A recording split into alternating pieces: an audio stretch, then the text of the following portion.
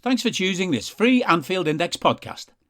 If you'd prefer to listen to this or any of our other shows without adverts, then now's the time to check out Anfield Index Pro. With AI Pro, you can supercharge your entire listening experience. You'll not only get all of our podcasts without the ads, but you'll have them far faster with our quick publish feature available exclusively for subscribers. AI Pro also puts you in the heart of our sound studio, with an option to listen to many of our shows live and interact with the podcasters in real time as the shows are recording. Upgrading couldn't be easier. AI Pro is available on all popular podcast platforms, and we have our own apps for Apple and Android. Just head on over to AnfieldIndexPro.com and get started today. Hello and welcome to your post-match Raw on AI Pro, podcasting to you from my field here in beautiful rural Ireland.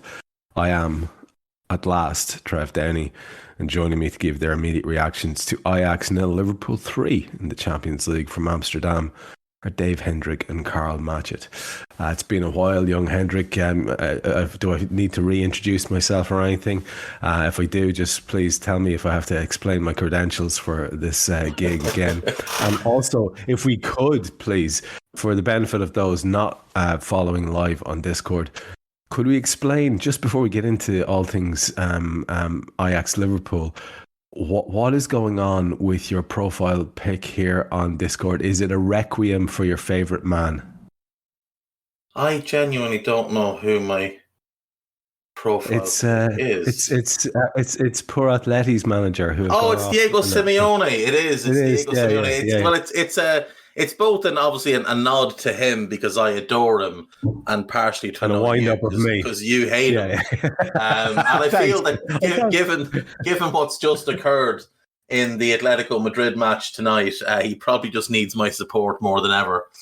One person who needs it more than him is Carrasco, who missed the penalty and then blocked the follow-up. Fair play to him. Tremendous stuff. But anyway, striker, but a classic defender. What a player! God bless him. We're back to winning ways. I missed 2 wins and a defeat in my layoff, and we're back doing things in Europe like only we can do them, except it's what I think they used to call in olden days a curate's egg of a performance, because that first 25-30 minutes was very appalling, if we're being perfectly honest, Dave. It was. Let me start by obviously welcoming you back. For those that aren't aware, Trev has been off the last few pods having hurt his back, but that wasn't what actually took so long for him to get back. See, Trev, as he said repeatedly, lives in rural Ireland. And upon seeing the team sheet for the City game and seeing James Milner at right back, launched the television out the window, went out and jumped up and down, got into the car, drove up and down, and then fell getting out of the car and hurt his back. The back healed up in a couple of days, but it's taken this long to get a new television out to him.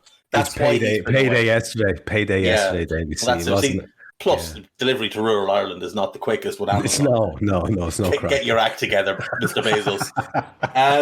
I would say that was a game of quarters tonight, Trev. I think for 25 minutes, we were absolutely appalling. A wagon. About as bad as I've ever seen us under Jurgen. No shape, no clue, no purpose. Virgil holding us together almost on his lonesome at the back.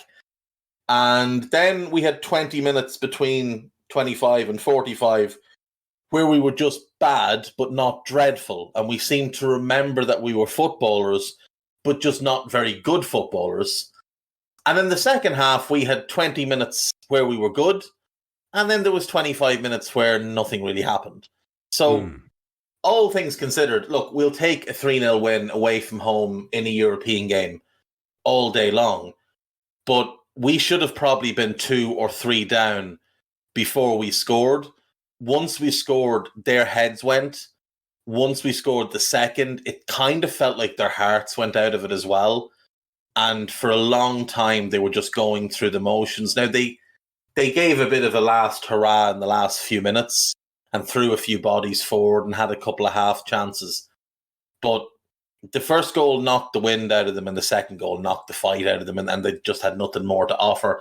It is one of the issues when you have a lot of young players like they have, and then your more senior players are the likes of Davy Klaassen and Stephen Berghuis, who are decent players, but they're not good enough to lift all of them around them and drag the team forward. They're just decent players and nothing more than that. All in all, like I say, we'll be happy with the result, but I don't know that we should necessarily be all that happy with the performance. If we play like that against anyone good, we will get absolutely torn asunder, and it'll be over before we wake up. Yeah, couldn't help thinking very similar thoughts myself. I like your breakdown of the game as well into those 4 sections. I think that does work comparatively well. That last one, of course, is a little bit of a write-off with all the changes and loads of children running around on the pitch and stuff like that, and owl fellas kicking lads up in the air, and it felt like a sports day at a school where the dads come in and play the teachers, and some of the kids play on both sides. That's kind of what it felt like for the last 20-25 minutes. It really was a bit of a free-for-all at the end. Luckily, nobody got crocked. And Karl, I suppose, there's so many things that we can talk about here. But the main thing, of course, that any of us gave a crap about, the thing that I've been chatting about, I think, since the second or third game of the season, when it became quite apparent to me that something was awfully wrong with our league form, and I had very little hope about it coming right soon, was that this might be our salvation. And everything really did hinge on this, because let's face it, with the form that Napoli in, I think they've had another multiple goal win, maybe 3-0, 4-0 again tonight. They've had 5 wins on the bounce. God knows what their goal difference is. And nobody would have fancied trying to get something against them on the last day. That would have been a nightmare scenario, especially given how nervy things are and all the rest of it. So we have to really lean into the fact that it really was it really was a job done on the night when we desperately needed it. It's, like I say, may not be realistic to think of winning this, but it does offer a lifeline of hope in a season that has gone a bit askew. Hello and welcome back. Nice to have you again. Thank you, mate. I think get through this group, I think, was the mantra that most of us have had for a little while now. I think myself and Dave both said we would take a point before the game tonight. And I think that kind of summed up where we are as a team at the moment, but also the thing which could save our season in the second half of the campaign, obviously, since we're still now going to be involved. It was interesting tonight. I think it was quite a weird mix of reason for optimism and also a massive reason for hesitation and wondering what kind of team was going to turn up and all the rest of it. I don't really know what this Liverpool team is at the minute. That's the honest truth of the matter. I mean, obviously getting to the stages of the game, but that first period of the match, I think, was not just as bad as anything I've seen Liverpool put together under Jurgen Klopp. I think that's as bad as I've seen anything resembling football put together for quite some time, to be honest. It was very, very shapeless, very, very clueless, very uncertain of who was supposed to be doing what at different moments. There was one particular moment, I think about 12 minutes into the game, something like that, which kind of summed up everything for me about that first period, where we saw Virgil running out of defence down obviously the left channel in possession, looks to play it out wide. We don't have full overlapping because he's actually in the centre forward position. We don't have a central midfielder in field of him to pass to because he's actually run back into the left back position, and in the end it went all the way back to his centre back partner and not a lot happened. Kind of disjointed, kind of uncertain.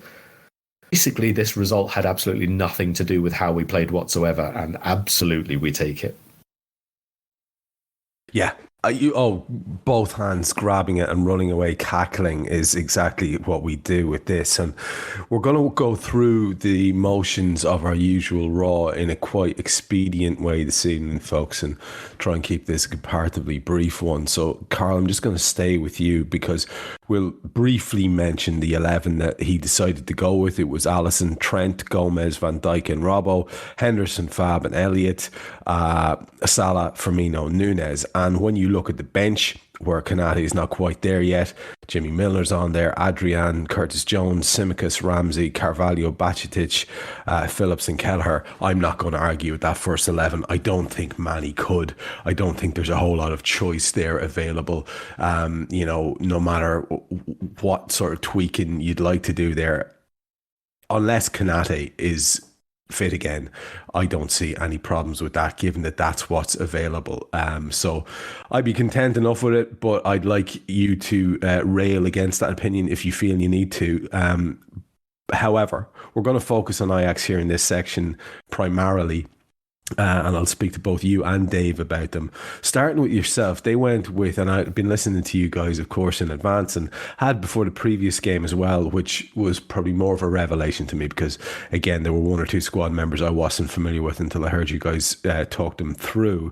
Pasveer started in goal. Sanchez, Timber, who really does look a player, did well tonight, I thought. Blint, Bassi, Klassen, Alvarez, Berghaus, Bergwijn, Brobbey and Tadic. On their bench, they had Stecklenburg, who we all know, Wijndal, who came on, Taylor, who came on. Wow, what a deeply unpopular man Kenneth Taylor is. Really weird reception for him tonight. They really don't seem to like him in the Ajax stadium at all. Campos, Wrench, Gorter, Luca, Kudus, who came on, Grilic, who came on, Magellan, I'm not sure how you pronounce that, and then Conceição, who also came on. Talk to me a little bit about how you rate these guys as a side. I mean, domestically, they're tearing it up, but they haven't been impressive in this competition at all. And if Rangers hadn't been such whipping boys, they'd probably be embarrassingly bottom of this table. What do you think it is that the manager is trying to do with them? A, and B, is there anything that you would have expected different in how they went about their business tonight from the start? No, not a huge amount. If I answer your questions in reverse order, I think that they played pretty well in that opening 20 minutes when we were absolute guff in terms of their movement off the ball, the combination players and the usual position rotations that we see from them. I think the big issue that we have here, which I touched on in the Scouter pod ahead of the match, is that we are seeing here a new manager put together a new team. And that's kind of what it is. It's a team which is individually and collectively much better than what they have domestically, and so they're going to waltz to the title, I would imagine, and probably do it in a lovely, lovely manner. But when you're coming up against really established sides, best teams in Europe, what you need above all else, as we have seen this season in our own games, is cohesion, is organisation, is understanding, is good partnerships built up in key areas of the pitch, in a real deep knowledge of how not just how your build-up play is structured, but how those movements are being made at the end of it, and a clinical touch. And I think that probably in the first 20 minutes, they only lacked the clinical touch. We didn't test them at all in terms of their organisation and everything, but across the course of the group stage, that has been lacking. They've obviously lost a lot of key players in the summer just gone. They've had to replace them, and I think they've done that well, I must say. I do think that in general, the players that they've brought in, the players who are on the fringes here, are closer to first team quality than, let's say, some of our subs are at this moment in time. There's a bigger drop off between our starters and people coming on right at this moment than is the case for Ajax, I think. But also where I think that they've done well with, let's say, signings like Calvin Bassey, for example, Brian Brobbey coming back. These players still have to prove themselves at this level. That's the first thing to note. And secondly, there are a couple of players where obviously they do still need to upgrade. I think it's fair to say after Liverpool's 2 games against them in particular, in goal is probably one of those areas. Yeah, interesting. We will definitely come to that because Darren Fletcher made quite a few references to how unimpressed he was by the keeper in the BT commentary. Dave, just to give you your takeaway on Ajax as well, and if you wanted to comment on the Liverpool lineup, feel free to do it. We're going to come to it anyway because there's a question there from Sandeep, which I do want to just flag up now in advance, where he was asking us, could we speak about the midfield and how shit they were, which is nice and direct, Sandeep. Fair play to you, man. And I didn't want to let that one go, seeing as the question is thrown in there. We may well go on and deal with that in the workings of the match, actually. But if you wanted to say anything about the lineup for Liverpool, feel free. If not, just maybe let's keep the focus on Ajax and we'll do our chant mostly about Liverpool in the game details. I mean, it's the Ajax team that we were expecting. It's the team they've been running out for the last couple of domestic games. And it's fairly obvious the strengths and weaknesses of it. Like, there's a lot of pace in terms of timber. Bassey's fairly quick. Bergwijn is rapid, and Brobby's very quick. There's some guile in Tadic and Blind and Berghaus, and there's graft with the likes of Sanchez, Klaassen, Alvarez, and obviously Bassey as well. So they do have a decent enough balance. And you look at the bench, and they're bringing on players that actually improve their first team. I mean, I do like Blind, but there's no doubt that Windell is a better left back. Kenneth Taylor is better than Klaassen or Berghaus. I like you, didn't understand the reception. Maybe someone who follows Ajax a bit more carefully can tell us. Mohamed Kudus coming on as an excellent player. Divine Wrench on the bench, he's excellent. Really good right back. Lucas Ocampos is a good player, didn't get on. Lorenzo Luca didn't get on, he's a decent player. Florian Grillitsch, who came on, not of the level of Alvarez, but he is a very good holding midfielder. So it is a strong team. It's just there didn't seem to be any leadership in it. Like I said earlier, when that first goal went in, their heads went completely. And they make young defender mistakes at centre-back. Jurrien Timber is very, very good. But he's also 21. So he's going to make mistakes. The same thing goes of Calvin Bassey, who's 22. Young defenders like that will always, always, always make mistakes. You can find videos of Alessandro Nesta at 19, 20, 21 making mistakes. And if you saw them and didn't know who it was, you'd think that fella never have a career. And he went on to be arguably the best centre-back the game has ever seen. So I wouldn't hammer them too much, but I mean, what they did for the first goal and then for the Núñez chance was an absolute mess. And there's no one there to dig them out and talk them through and hold them accountable. The goalkeeper for me, I don't know what's going on in Dutch football. This fella, Remco Pasveer, is 38. He'll be 39 in a couple of weeks. He had been a backup goalkeeper at PSV. That was the closest he ever got to playing for a top club. He made 5 league appearances. This is mad. Yeah, it's nuts. So he comes through, he makes his debut for 20 in 03-04, plays 4 games. In 3 seasons there, he plays 14 games for 20, not for PSV or Ajax or even Feyenoord, for 20. He drops down a level to Go Ahead Eagles, and he becomes first choice there in the second division. Comes back up with Heracles, and is first choice there for 4 seasons, plays 150 games. Goes to PSV, he's the backup for 3 years. Goes to Vitesse Arnhem, again, decent club, but a second-tier club in the Eredivisie, not one of the big clubs. And he's first choice there for 3 or 4 years. And then he joins Ajax, and, you know, he's 37 or 36, going 37 when he joins Ajax. And you assume, well, he's going to be the backup because, like, nobody buys that age of a goalkeeper with no track record to be their first choice. But here we are. He is their first choice goalkeeper. He's also recently gotten his way into the national team, made his debut in September. The second oldest player ever to debut for the Dutch national team after Sander Boschker, who was 39. That was in 2010, also a goalkeeper. I don't know how it is that the Netherlands, with all the talent that they produce, have not produced a good goalkeeper, because this guy isn't a good goalkeeper. He's bang average. But if you look at their squad, you've got Sillessen, not very good. Bijlow hasn't developed. Flecken, crap. Pasveer, we saw it tonight. Nobbert, not very good. And then you've got Kjell Sherpen, who's a young kid at Brighton. Tim Krul of Norwich is still kicking about. And Joel Drommel, who's at PSV Eindhoven and just hasn't developed the way they thought he would in the last 2 years. Their goalkeeping situation's a disaster, but he's the most fortunate man in the world. He's gone from being the backup at PSV to first choice for Ajax and the Netherlands in a World Cup year in a 5-year span through his mid and into late 30s.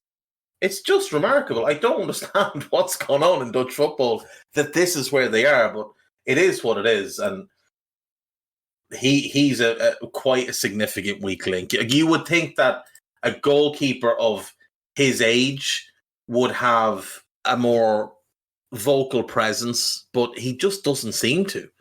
And he seems quite panicky himself under a little bit of pressure. So, yeah, wouldn't be a fan. And until they address that, you're going to get games like tonight. Like, he shouldn't be letting in that second goal, or the third goal. How do you get beaten from there?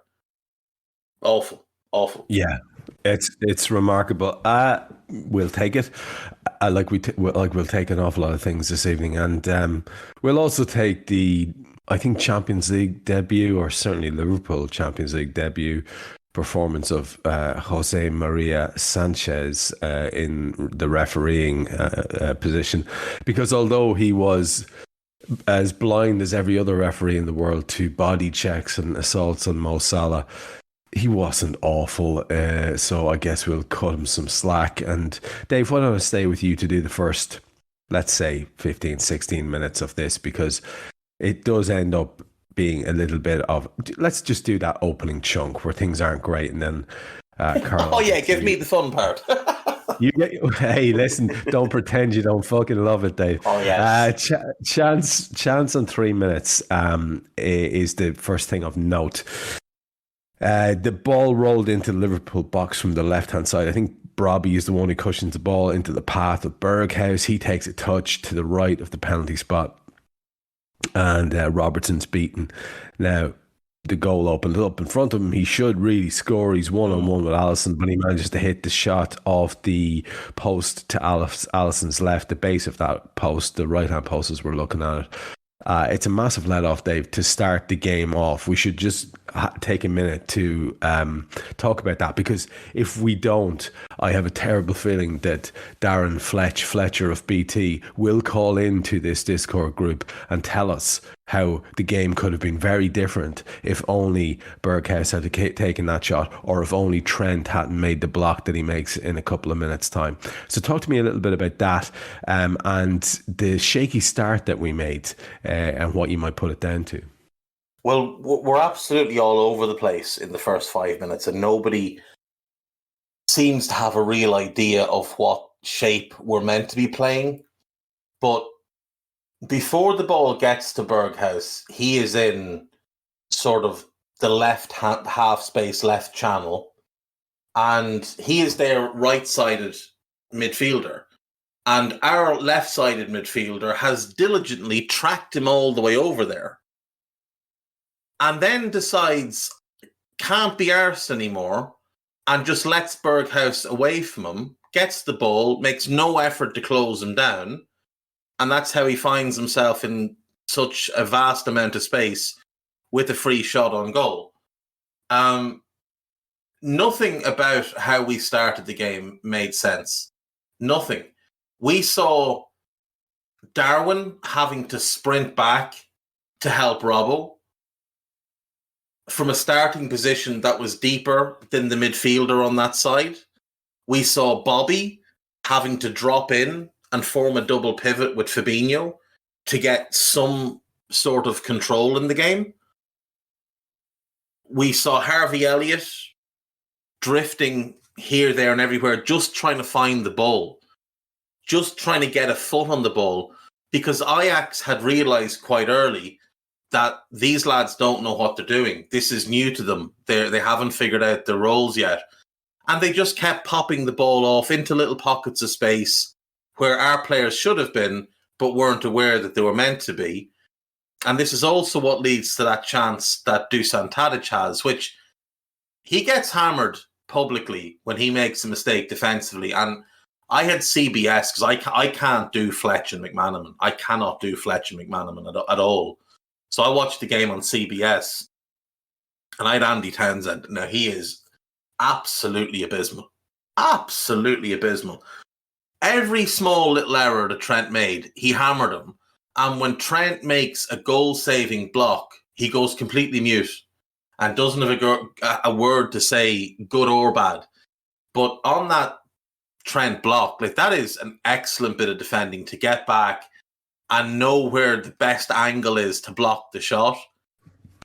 So we should be 2-0 down. Like, we should have gone 2-0 down. And to be fair, that's on the 35-minute mark. And there, I'm just going to stick with you because, like we said, we go through this quite quickly. And in the interest of expedience, I'm going to go to Karl for the goal and any thoughts he has about the first half and the second. But you have in your attempts to link two things there gone from minute whatever the hell that was 3 to 35, and they are the two moments. But because nothing in between was good for us, Trev. Nothing was good for us. And if you remember back to the 7th minute, our first tentative attempt at a break, poor old Hendo takes a massively heavy touch. He's trying to stride into a bit of space and he bangs into Bobby Firmino. Salah has a cross, cuts in from the right, and a little bit of a 1-2 with Harvey on 10 minutes. The cross is low and it's weak and it's easily cleared. There were signs that maybe something happened, but then no, they reasserted themselves. A good ball into Tadic on 15. Ali had to come out and grab it. That ball was in from the right-hand side. Berghuis has another effort on 16. It went about a yard wide, and I'll be honest with you, not enough was made of it. That was one of those hits that I think that you really would have enjoyed striking that ball. He hits it with his left foot, and it's a speculative effort from a bit of distance, and he hits it with quite a lot of technique, and it just sort of floats wide of Ali's right post. And it's a far better effort than it was given credit for in BT. 16 minutes, Sanchez hits one from outside the box, but it is straight at the keeper.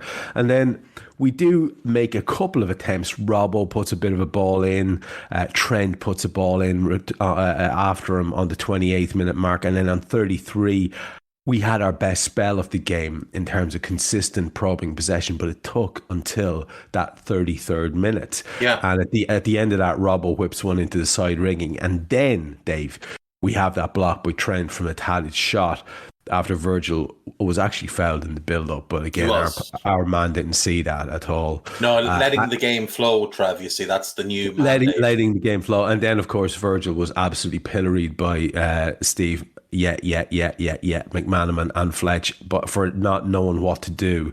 He was caught in no man's land, you see, Dave, and he didn't know whether to... He got shoved into no man's land, is what happened to him. And he didn't know whether to stick or twist, you see, Dave, and all other cliches. Anyway, that chunk, if there's anything else you want to take out of it before I go to Karl for the happy part of the half and his reflections on the bad part. Yeah, there's two things. Number one, it seemed like every cross and long pass Trent attempted was like a foot short of where he wanted it to go. Like, he just couldn't make the right connection. And obviously we know his form has not been good this season. He's been up and down and mostly down. And it just seemed like that was going to carry on a little bit today because he was having a bit of trouble in the first half with Tadic. Tadic is very, very crafty. He's very intelligent. He's got really nice movement. And I think because he's not the quickest, Trent was switching off on him a little bit and allowing Tadic to get behind him, almost trying to cheat that he could cut passes out. And when the ball went behind him, he'd be all right to get back and catch him with his pace. But, of course, Tadic is not going to try and run away from him. He's going to turn back and let Trent sail past him and then feed a ball into the middle of the park. We had you mentioned the Berghuis shot that went wide, the left-footed one.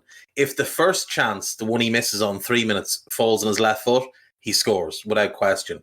But that one, the one where he takes a shot from distance, again, I mean, it's a really bad ball by Trent that kind of opens us up. He plays it into the middle, I think, trying to find Fabinho. Fab has no chance of getting near it. But Berghuis has 10 yards of space in all directions. Nobody's picking him up. Nobody's tracking him. And he just strolls onto it. And like you said, it's a lovely strike. He puts his foot right through the ball. And it does come closer than the commentators would have given it credit for. We had one really weird moment, though. And this is going to seem like I'm picking on him. But Jesus Lord wept. they broke out from the back and broke in numbers, and we took the ball off them in the middle of the pitch. And their players were trying to get back into defensive areas. And Fab picks the ball up in midfield and turns and looks to pass it. And Henderson comes steaming across, demanding the ball. So Fab gives it to him. Henderson plays a pass to Harvey, demands it back, and starts telling everybody to slow down. Like, he's making gestures at everybody to slow down. You're like, you've just ruined a counter-attacking moment when their defence is all over the place for no reason, just to have a few sterile touches of the ball. Like, his decision-making in that first 40 minutes was an abomination. His touch was off. Defensively, he was a shambles. Karl will talk about his highlight of the game. But that first 40 minutes, like, he has had some bad performances this season. Now, he wasn't anywhere close to the only one that was bad in that first 40, but he was the worst by a distance. And that's a big part of why Bobby was dropping back so deep, why Darwin was having to track back so much, why Mo was having to drop into midfield, because we were just getting swamped. Harvey's not a midfielder. Jurgen can play him there till the cows go home. But he's not a midfielder. It's the same as if Jurgen stuck feathers up his arse and called himself a chicken. He wouldn't be one. Harvey's not a midfielder. So basically we left Fabinho in midfield by himself for 40 minutes. And thankfully Bobby had the cop on to look at it and go, hang on, it's 3-on-1 in there. Like, Klaassen and Berghuis are buzzing around. Alvarez has all the time in the world on the ball. Let me just drop back in there and give him a helping hand, and then give the defence an outlet when we try and build something.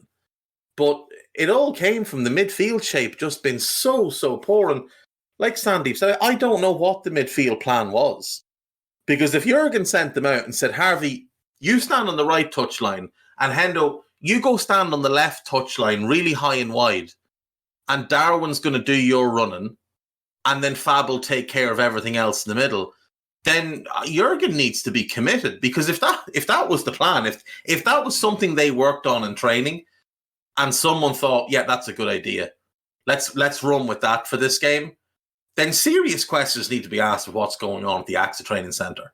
Is the place haunted? Is it cursed? Has, I don't know, the ghost of Brendan Rodgers and Colin Pascoe's shorts re-entered the building? Because what we saw in that first 40 minutes, like, it got better after 25, but it was still a long way short of being acceptable. It was just bad as opposed to appalling. That first 40 was horrible. And I don't know how the next 20 minutes happens, because there's no connection from what we were doing to what we began to do. There was no sort of light bulb moment where things started to click. No. We got very, very fortunate in how the ball appeared at Henderson's feet and where the Ajax defence went. And from there, the game just changed. It did, and absolute credit where it's due for the execution of it. And I there's a little bit more unfortunate, I would argue, Karl, because on that goal in 41 minutes, it is Mo Salah. And I think Henderson did well to kind of roll the defender. The ball drops nicely, as Dave says, for him, without it necessarily being a massively deliberate thing on his part. But what is deliberate is the excellent execution of the outside of the right foot pass, which makes its way straight into the path of Mo Salah, who is confronted with an out-rushing pass fear and sort of just sweeps the ball past him with a degree of nonchalance, a little bit of elevation. The keeper has committed himself and he's nowhere really. He's kind of in nowhere land. And it is a nice goal. I'm going to get you to talk about that in a second, and also any of the bad stuff you want to mention from the first half. But we should just wrap it up by saying that then on 43 minutes, as Dave says, all of a sudden we are just sort of in a situation where we're, for a couple of minutes, absolutely dominant and could wrap the game up in that first half. Darwin Núñez hits the post. from a couple of yards out. It's a fantastic diagonal ball from Joe Gomez to Robbo. Robbo cuts in, carries the ball a little bit and plays this gorgeous through ball, which finds Bobby Firmino raiding in from the right-hand side. Bobby's got the goal gaping in front of him, and he unselfishly decides to square the ball to his pal. And Bobby's reaction is magic as Darwin hits the post. It's a thing of beauty to look at Bobby's reaction. If you haven't seen it, go and look at it. As that half ends, Karl, you could be forgiven for being one of the Liverpool supporters who are in la la land saying, yeah, we've got this, class will always out and all the rest of it. But you could not be forgiven, really, because in essence, it would be to turn your back and a blind eye to some pretty horrendous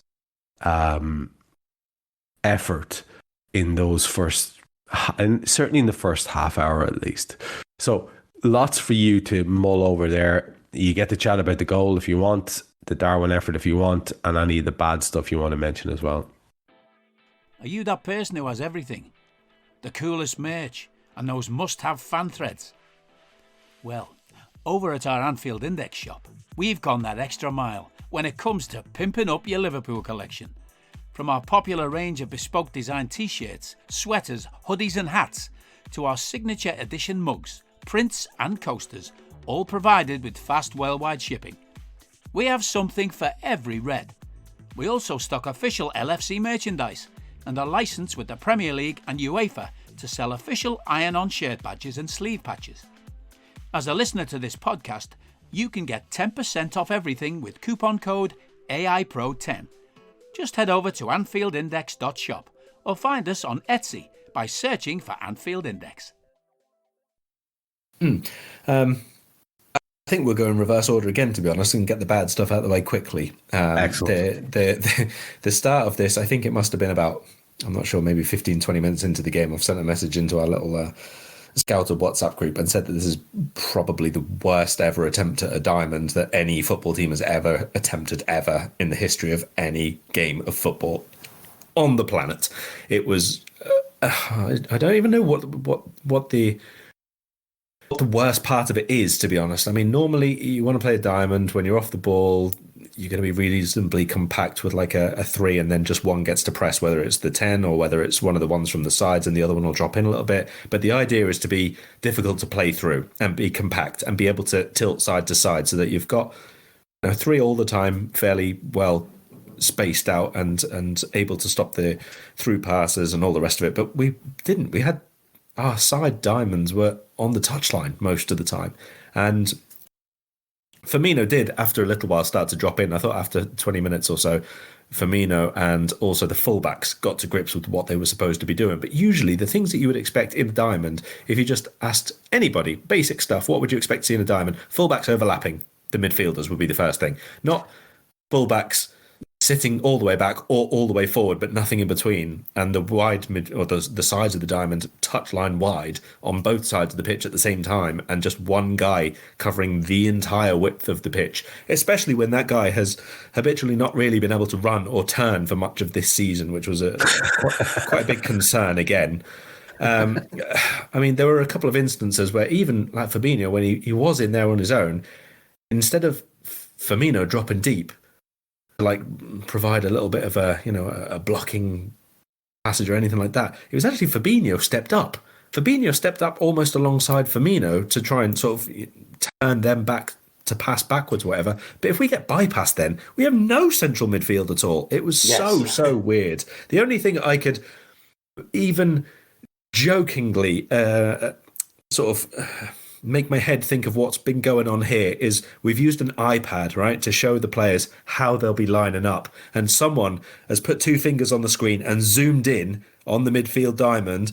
And so the wide midfielders are then touching the edge of the screen, and they've just forgotten that there's more pitch on the other side of it. Either that, or they've made the team layout in like Excel and transferred it into a different exactly that thing, and it's just shrunk it down, so the midfield is like really weird. But the thing is, like, we were a good 15 to 20 minutes into that game, Karl, before it became apparent that we were actually playing a diamond. Like, that's how bad it was. 15, 20 minutes before it was apparent we were playing football, to be perfectly honest with you, mate. I mean, quite early on, it was obvious that we were playing split strikers. Whether that was going to be a 4-3-3, obviously, or Firmino dropping it, or whatever it was obvious that we were playing. Nunez and Salah were forwards, let's say, but not necessarily going to be out wide all the time. They were quite in from out, but I thought after a little bit, once the fullbacks did start to do a little bit more overlapping and we were a bit more compact centrally with Henderson and Elliott tucking in a little bit more, we started to get a bit more of an outball. But for that first, I would say even 30, 35 minutes, it was very, very difficult to see any kind of build-up patterns from us at all. Like, we had no idea what to do on the ball. Off the ball was an abomination, as it has been for much of the season, but even like in the 4-3-3 at times when we were getting beaten, even in the 4-4-2 when we were hit and miss, we've been all right in terms of the build-up patterns usually. Attacking play has still been okay, not clinical all the time, but we've still had ways to get the ball in the final third, and we've looked all right when we're having spells of possession. First half an hour or so of this tonight was rubbish. We didn't have any idea how to get the ball from whoever had it in midfield to the front guys. No clue whatsoever.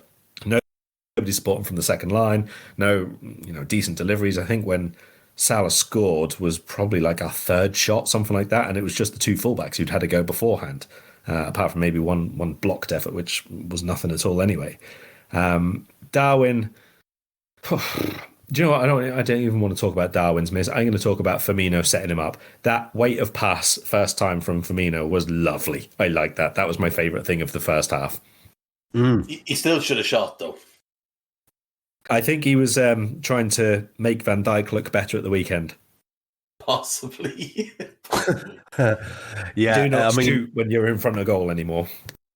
Like the goal is gaping. I mean, it's a weird decision, and the only person on that pitch, and I mean this sincerely, who could have the Matrix bullet time brain to do that and decide, no, I won't take this shot on. I will square it to the lad who could really do with a goal, is Bobby Firmino. And so I'm giving him the benefit of the doubt there. I think it's a generous act on his part.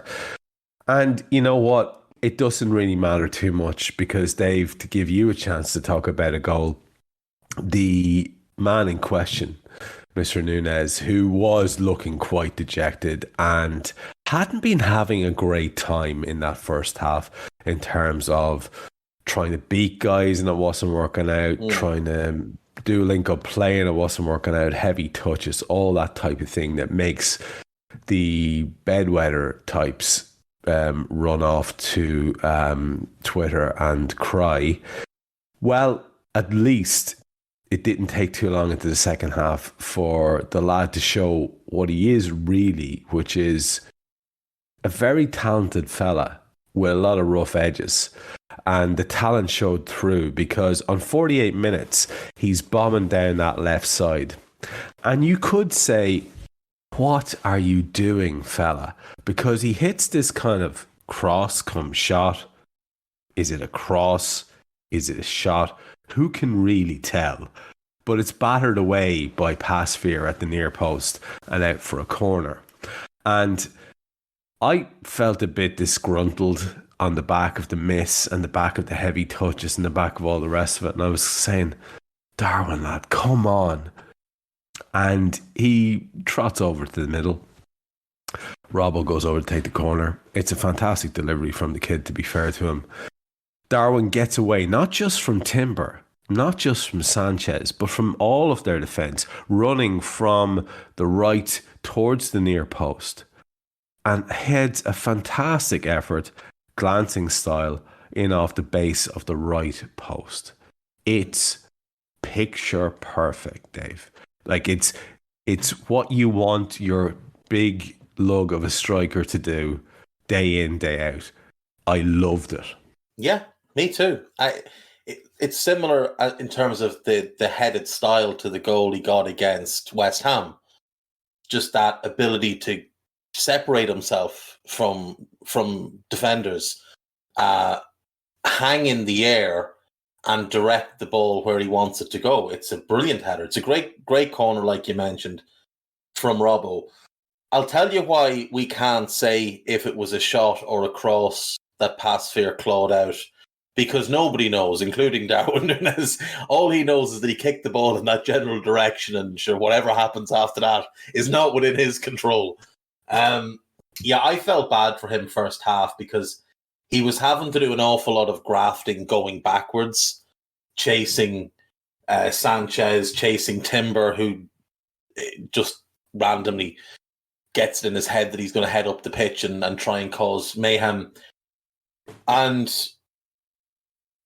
like you said, he was getting the ball in positions where you don't really want him getting the ball. You don't want him getting the ball glued to the touchline and having to take players on. You want him running in behind. You want him getting on the end of things. And his touch was poor. His layoff attempts were poor. But this is what we bought him for. This ability in the box. This ability to win headers in the opposition box. And if you watch as Robbo gets ready to strike that, Jurrien Timber basically has him in a hug. Like, not holding his shirt. He has him in a hug. And Darwin just powers through him. Yeah. And that gives you an idea of the physicality that this lad has. Right. Because So Timber is strong as an ox. So we need to revel in this. This is my point. We need to revel in this because for all the and I've just openly put my hands up and said I'm one of these people who is sort of groaning to myself. And not out of like, what's this lad shit. I'm not saying that. I'm not saying that. It's because you know he's better. He's capable of better. 100%. And so I'm kind of cringing to myself, going, lad, come on. And then he does that. And honestly, I can't think. And it was so exciting in the first real time we saw him, which was in the City game. It was so exciting to see this lad is a unit that people can't cope with. He's a wild card and he can finish. And that's just magic. And that moment there gave me a little bit of hope for what's left of this season. Not just because it's him and he might come good and blah, blah, blah, but because it gives us an extra factor, an extra little sort of string to a bow that, you know, keeps getting battered. And it is exciting to think of how good he might get, in my opinion. It is, of course. And when you consider the fact that, you know, Trent is obviously out of form, this is not going to continue for Trent. Trent will get back to being Trent of normal, which means that Darwin is then all of a sudden going to get the service of one of the best chance providers in all of world football. Something he hasn't yet had because Trent he's been crap this season, if we're being really honest about it. Yeah. He's going to get more games in a team with Thiago, who can unlock defences at the drop of a hat. And Andy Diaz. Roberts and Luis Diaz when he comes back. And Mo Salah, who last season led the league in assists and got a great assist tonight. And Andy Robertson is one of the best crossers of the ball in the world. So the thing with Darwin that I'm really excited about is the idea of him and Mo as a two. And I've talked about this since we bought him. He reminds me of, there's a little bit of Torres in him. He doesn't have Torres's grace. He doesn't have Torres's technical polish. But he's got that sort of gliding nature, that athleticism, that burst of speed that Nando had. And then he's got this other side to him where you can tell he's a bit of a bastard. Like, there's a bit of grok and a bit of gnarl about him. He's really hard working. He's happy to throw himself into a defender. He's like Diego Costa if Diego Costa had gone to school as a youngster and met a good Irish teacher who'd knocked some of the boldness out of him. You had the same type of teachers as I did. If you had too much boldness in you, they took some of it out. They left it in. You are one yourself, but you're not allowed to knock it out with them now. Rules are rules. Oh yeah, sorry, I meant to say that. But you know what I mean? Like, he has that two sides to him. And if we can harness what he can bring us, we now have a real aerial threat in the box. Like, Sadio was really good in the air, but the bottom line is Sadio was 5'9". If Sadio was winning a header, a defender had made a mistake. We've got two great crossers. We've got Thiago and Fabinho when he gets himself back into form as well, who can control that midfield and get the ball into him. We can knock it behind the defence and he can run on. We can put the crosses in and he'll get to them.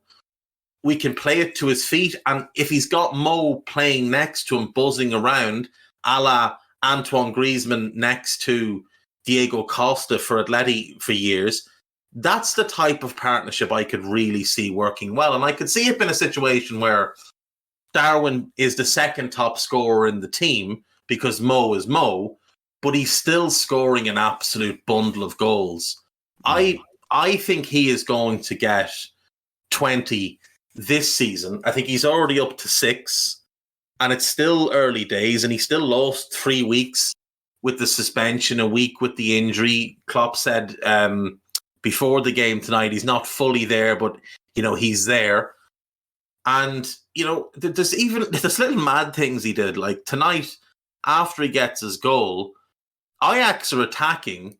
They played the ball into the edge of our box, and Darwin Núñez appears from nowhere and picks the ball up and starts charging out of defence with it. Like, you're like, well, firstly, why are you back there? How did you get back there? And like, what the fuck's going on?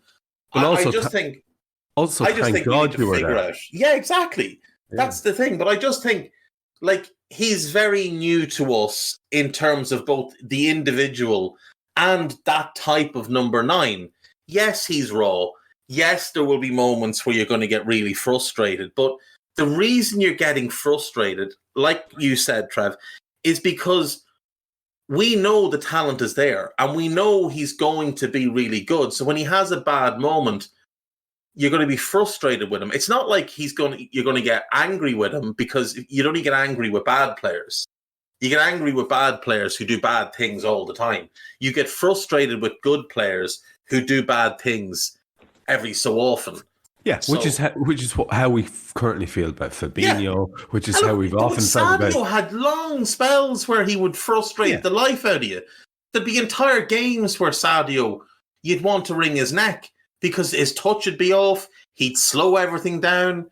He'd get into these little 1v1 battles with defenders. Because you knew he was better than anyone else on the pitch if he wanted to. And then he'd get into he'd get into those real physical battles with defenders, and he'd get real narky and gnarly. Yeah. And Klopp would be taking him off to avoid him getting sent off. Like, Rob Holding used to wind Sadio up something shocking. Rob Holding shit, and Sadio was letting him get in his head. Darwin has similarities to Sadio like that, where he does let defenders get in his head a little bit. Once he figures that out, he'll be fine. He's 23. He's going to be great for us. And in the interest of complete openness as well, he at one point got a stray hand in the face and waited. Diego Costa special. One beat, 2 beats, and went full Costa and decided to go down in a diving act of complete fannydom. And I want to put that out there. Speaking of lads who you really, really want to see do well, and lads who I've heard you and Dave speak about this guy several times in your shows, and I know for a fact we've spoken about him many times on this show, and it's Harvey Elliott who puts us 3-0 ahead only 3 minutes after Darwin has put us 2-0 ahead. And really, I think you'll join me in saying that you're kind of absolutely, I was virtually ululating with joy, but it feels a bit unreal. It feels like we've really just done these now. It's almost mean. We just turned up the class quotient, and God love them, they're screwed now.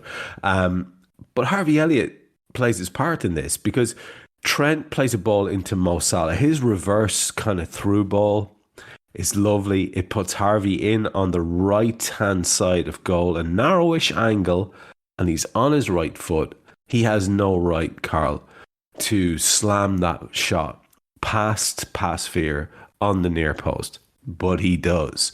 It's a great hit, and I can't be the only man in Christendom who is watching it going, it's very quiet in the stand. Oh yeah, it's not Anfield. That's why, and it's actually a goal. Like for a beat, I did not believe it was a goal, but it's so well taken. It's so well executed, and I've heard Dave talk about Harvey on his own show several times, and whether or not he's going to be able to make it, whether or not he's actually going to be the real deal for us, whether or not he's a lad where in a different world he would benefit immensely for being out on loan and coming back to us, and all of these things. We are currently in need of him, and it's lovely to see the kid deliver, isn't it? Yeah, I mean, I have said several times this season, I think he's one of the few who has been closest to his top level on the most consistent basis this season, to be honest. Yeah, you have. It's not his fault that he's not always in his most natural position, and that we're asking him to do a lot of stuff which at the minute he hasn't learned to do, quite frankly. You know, his role has changed, 3 times this season at least already, and for a young player who doesn't really have much more than must be approaching the massive milestone of 20 league top flight matches at this point, is not exactly a huge number. I think he's done superbly well. Off the ball, there's a lot to do. Off the ball, though, the whole team has had a lot to do and a lot to improve upon this season. So I love the way he plays. I love obviously seeing him in possession, and I think he's one of our hardest working players, and sometimes the only player who looks like he could be the one to generate a little bit of a spark for us, or sometimes the only one to get Salah involved in the game as well, with little 1-2s and getting the ball about him and stuff. It was almost as long a wait for the commentator tonight to realise that he had scored his second Champions League goal as he had to wait for the VAR to give him his first Champions League goal against Rangers. So he was obviously more aware of it quicker this time, but I'm not sure that BT's Champions League commentators were. Darwin, I just want to say, I get the feeling, I get the sense of Darwin Núñez is going to get to like about March, maybe not a bit later, let's say about April or something like that, and some people are going to be like, you're a little bit disappointed with him, or he's not had that good of a season, is he? And then it's going to be like, and today he scored his 17th goal of the season, and people are going to be, really? Has he done that well? They Has he are, got aren't that they? many? Yeah, it's absolutely going to happen. I bet you, if you ask most people now, they would pick probably like 3 goals that he scored this season, something like that. He's already that kind of player, because he's not starting all the time. That's the thing, but he's going to be that type of player that just gets a whole bunch of goals and you don't really realise. Like, it's a stupid comparison to make, because Gabriel Jesus has been really good for Arsenal, but he's been talked about as one of the signings of the summer. And Darwin has scored more goals in 500 less minutes. And some people are still trying to make out that he's struggling, when the truth is he's doing what we bought him to do. We didn't buy him to do what Gabriel Jesus does for Arsenal. We bought him to put the round thing into the yoke with the net. And as long as he keeps doing that, that's all we can really ask for. But if you look at Darwin, when he plays over 30 minutes, he tends to score goals. I think that's 4 goals in 4 starts, Dave. 4 goals in 4 starts, and the only games in which he has played more than 30 minutes for us and not scored was Rangers at home, which was a very comfortable game, and he played quite well and had McGregor making the greatest saves Alan McGregor has ever made. Crystal Palace, where he was just in a shit show all round and got sent off. And then Everton. They're the only 3 games in which he's played more than 30 minutes and not scored for us this season. Put him on the pitch, the lad will score goals. It's just what he does. Now, what I want to do is I want to wrap it up quite quickly here, because what happens after that goal is almost a formality. It's not, I'll give Ajax their credit. It's not like they just gave in. It didn't turn into after the Lord Mayor's show. They did keep trying. They kept pressing to try and get a goal, and there was plenty of pride in their performance, and I want to make that very, very clear. So it's not being dismissive of their efforts or ours, but I want to run through it quickly because we said we would. The only thing of note for me in this last section is a fella comes on who, if only his name was spelt a bit different, would rival Fashion Sakala and Marvelous Nakamba as one of the greatest names in football, because anyone who's called Divine Wrench, I take my hat right off, but the spelling's all wrong, lad. You need to go and change it. Get back to the wherever you go, change it around and make it look like actual Divine Wrench. And I am giving you the winning name. It's actually better than Marvelous. We'll buy the shirts, Trev. It's better. It's better than Marvelous. It's better than Marvelous. It's better than Fashion. I love it. I love the idea of a Divine Wrench. Is it better than Isaac's Success, though? Yes. Because the Divine Wrench is a thing that I wonder what that means. I'm trying to think about it. He needs to change it, and then he needs to go full name on the back of the shirt. 100%. None of the surname bullshit. None of the first name bullshit. No. Full Spell name. that shit out. Spell it right out. This is where we are. Anyway, to go through the bits and bobs, there is, our man, bless him, our new boy, our newbie in the black. Missed a Bassi handball. Nothing was given for a corner. We got Virgil headed a rob across wide. 57 minutes. Kudus and Windal came on for Blint and Klassen. Berghaus played a ball into Windal after that, and his cross was well cleared by Gomez. Curtis comes on for Darwin on 62. Taylor for Brobby at the same time. Bergwijn had a bit of a shot over the top on 63. A nice move from us ended with a great Bobby Firmino pass, his second of the match, to Mo Salah, who lifted it over from the edge of the box. I think he was trying to lob the keeper. He's right in there now, and it's nice to see him trying things like that. So I took that as a very good thing. 68 minutes, a nice move ended with a Sanchez pull back to Taylor, who ballooned it over from 10 yards. That did not help with his popularity. We brought on Bajcetic, Milner and Fabio for Henderson, Fabinho and Harvey on 69. There's a wild Berghaus effort on 73. Bajcetic, bless his little cotton socks, which he has rolled down so low so that we all realise what a baller he is, has an effort from 30 yards. On about the 74-minute mark, and I'm laughing away to myself. It's a placed effort as well. He actually thought he could just pass it inside the post from 30 yards. He's a child. Is he 17, 18? You gotta love this kid. 84 minutes, Timber drove at us, and he got through. To be fair to the kid, only to pull his shot wide and low to the left. It should have been a goal. We possibly deserved to concede it, when you think about the amount of chances we coughed up. Conceição and Grealish came on. Costas came on. Good run by Costas on 89 minutes. Ball into Bob. He stuck it into Fabio, got caught under his feet. And the only thing that happens after that is that Miller kicks a lad up in the air in 92 minutes and we are out. So I'm going to get your final thoughts from both of you on this match, which saw the Reds qualify for the latter stages of the Champions League, which is all we give a crap about in this current absolute ball bag of season. I'm going to start, Dave, as I often do, with you for your final thoughts and finish with Karl. So why not do exactly that? And by the way, at the end of it, do let us know if there's anything coming up from you show-wise. Yeah, I mean, look, as we've said, we didn't play well other than, once we got the first goal and they started to fall apart, we took the game over and we wrapped it up very, very quickly in the second half. And then it just became about managing the game and seeing it out. I did enjoy Bajcetic coming on with his socks rolled most of the way down.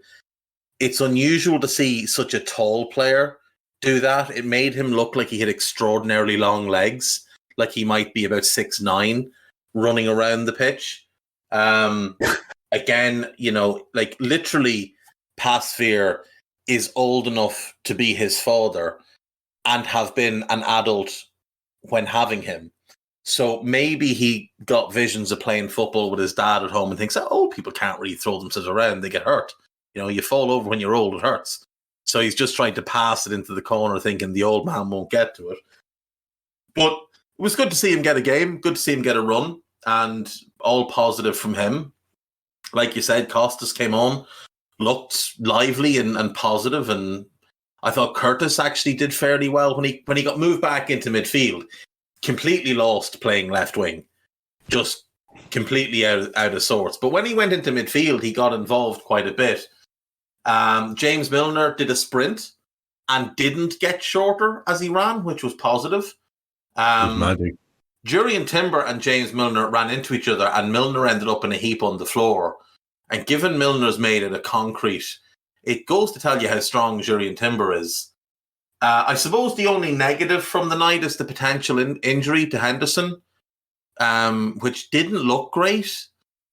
Like, it's a clash of knees, and he takes a step, and it just all seems to give out on him. He just goes on the ground. He seems in quite a bit of pain. I've just really checked. Soft sore spot. Yeah, exactly. And Neil Jones has nothing from Klopp on it. Jimbo has nothing from Klopp on it. So it doesn't. That's a good sign, because Klopp would be straight out going, "It's not good." Klopp has turned into a fucking emo. Let's be honest. He has. Klopp is coming out. All he's short of doing is pulling down his fucking fringe and telling us how shit the world is and how he hates his parents. While listening to The Used or something. Yeah, he's gone full dark world. So we would know about it if it was bad. I think. Oh, okay. So Jurgen Klopp, this is Paul Gorst. Jurgen Klopp on Jordan Henderson's withdrawal. Is he okay? I think so. I was worried as well because he was in front of me. Knee on knee is so painful, but it's a bruise, and so far I know nothing else. Well, he doesn't know, basically, is what he said. Is he okay? I think so. I don't know, is the long and the short of it. So we'll wait and see. Obviously, you don't want Henderson getting hurt ahead of a World Cup, because it'll be his last World Cup. And I just think, we're seeing a number of other players, like Kante is out of the World Cup. Varane might be out of the World Cup. Reece James, Kyle Walker. Like, at least Reece James will have another World Cup, maybe two more. But for the likes of Walker and Kante and Varane and Pogba potentially and people like that, this is their last one. It would be Henderson's last one as well. So you don't want players denied the opportunity of going to the World Cup. No, I really want to see Jordan leading England all the way to the semi-finals of the World Cup, where they go out in penalties, and I won't be laughing at all. I want to see him sitting on the bench as they go out in the group stage, personally. I know you do. Just shout out to the Irish cricket team, reinforcing Irish superiority over England. That's cricket and rugby. We're better than that, lads. So we're coming for football. We're coming for football at some point. And also, we did all your sports. We did win the World Series in Gaelic football as well. Yes. So if you feel like playing us in our sports, you come on over. Shows for the week, Dave. Shows for the week. I have Two-Footed every day, Daily Red every day, Scouted with Karl ahead of Leeds, and that'll be basically each week until the World Cup break. And then we've got a daily show during the World Cup, and myself and yourself are under strict instructions to get back to doing on the books. I've got a call in to the Grandmaster Tandon for an appearance on Old School. He claims he's very busy and doesn't care about the listeners. This is basically it. He just doesn't care about the listeners. So I think he's a hologram. I don't believe in him anymore. He's basically Rimmer from Red Dwarf, which also means that he's Michael Oliver, the referee, which is just a bizarre coincidence. But yeah, that's why he can't come and do Old School, because he just doesn't care about you, the listener. I'm here for you every day. Gags is too big time. It's sad. We miss him. I hope if I say this enough, he just gets annoyed and comes on. And he will, yeah. It will work eventually. I've noticed that every day you just keep digging him, so it will work. Thanks for that, Dave. And Karl, your final thoughts and sum ups. You're taking the game, and obviously do let us know what's coming up from the Matchett verse over the next few days. Well, I have absolutely no interest in any of those other shaped balls that you two were just harping on about for about half an hour. I lost all interest in the conversation, to be honest with you. Do you know what my biggest takeaway from tonight is? I really like this green shirt that we wore. There you go. Yes. Bloody yes. I meant to say that. It's class. A thing of beauty. One of our best kits ever. Yeah. Can we bin off the other thing? Oh, please. Just get rid of that. Why don't we have a red, do you know what that white or yellow and this? You ever have them toys, I suppose, when you're a kid? I think they're called spirograph or spirogram or something like that, where you put a pencil in this plastic thing and do it all the way around in a big circle, and it makes all these shapes of different colours. Oh, I remember that. Yeah, I remember that. That's what that kit reminds me of. It gets on my nerves, and it looks all blurry on the screen. But I love this one. And we're also shit in it. I mean, it's not. Yes, there is that. That one's as not bad. winning any trophies. Klopp needs to channel his full Fergie and just come out and say, "Oh, the lads can't see each other in that kit." It's the grey sharp view cam. Yeah. Fuck it. Bin it now. Get the green in. Like, it's as simple as that. Like, that green kit is actually class. Yeah. So, Karl, you're right on it there, man. Go. I'm delighted you brought that up. I meant to do it earlier. Sorry. Continue on what you were saying. No idea. I'll be on the same Scouted as Dave because that's the show that we do together. I might well be on Raw at the weekend. I can't honestly remember. Oh, no, it's Leeds at the weekend, so I'm not on that one. I don't really have too much written stuff going out over the next week because it's World Cup soon and all my stuff is World Cup based. Well, we shall look forward to your World Cup based stuff. Just do let us know, when is that going to kick off? Like, when can we start getting a feel for the World Cup coming up, or is it already started?